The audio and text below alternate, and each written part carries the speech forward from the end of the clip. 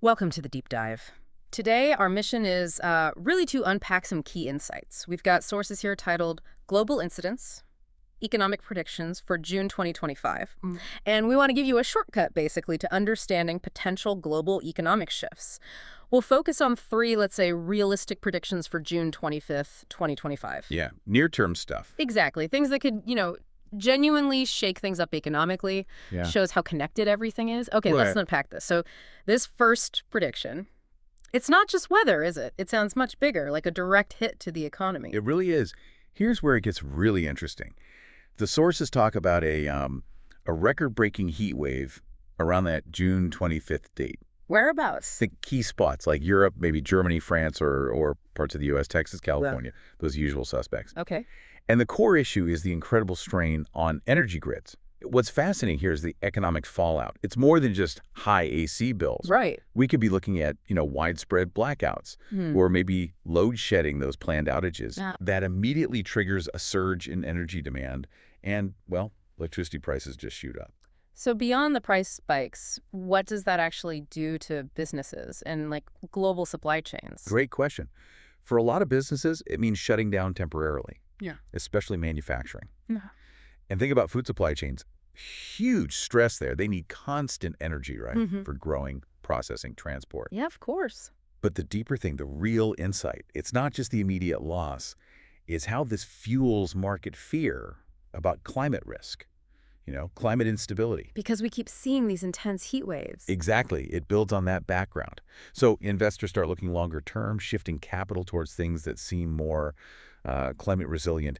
It really forces a rethink of risk. That paints a pretty stark picture of vulnerability. Okay, so from climate, let's pivot. The next source talks about financial risk, this time in developing nations. Yeah, move into finance. This raises an important question about global financial stability, really. How so? The prediction points towards a potential sovereign debt crisis trigger. So a country struggling, maybe defaulting or nearly defaulting, on its national debt. Which countries are we talking about? The sources mention highly debt-burdened nations, maybe like Egypt, Argentina, perhaps Pakistan. You could be sparked by something specific, like a missed IMF payment or a big bond payment coming due. And the impact. Again, think ripples.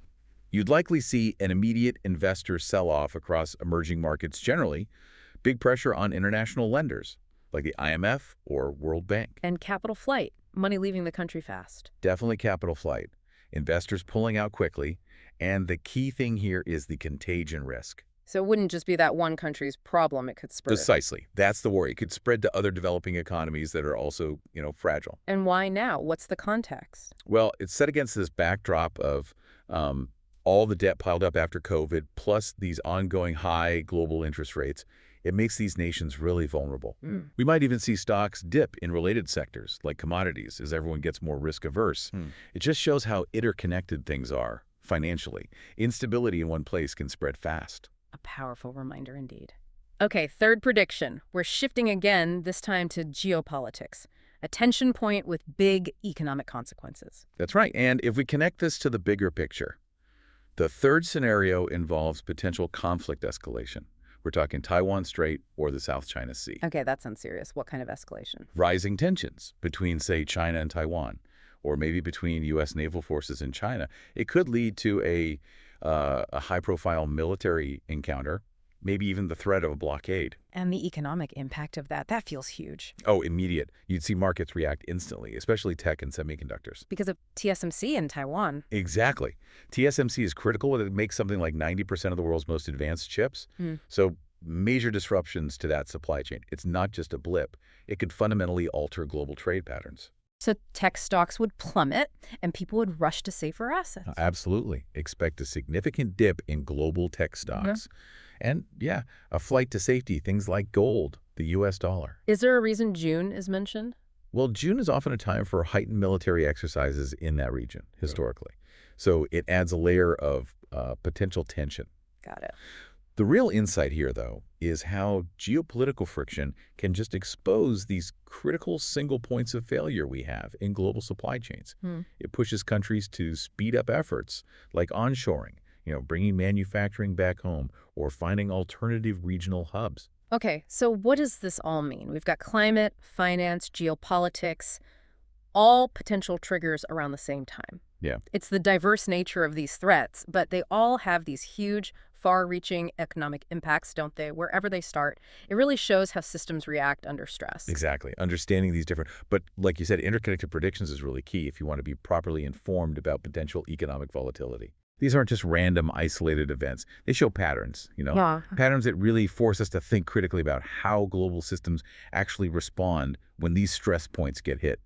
Resilience in one spot might be a weak link somewhere else. Right. Seemingly isolated sparks causing potentially global disruptions. That's it.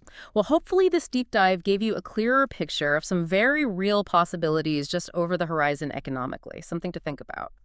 What stands out to you about how globally connected these seemingly disparate events are, and what might that imply for navigating future uncertainty?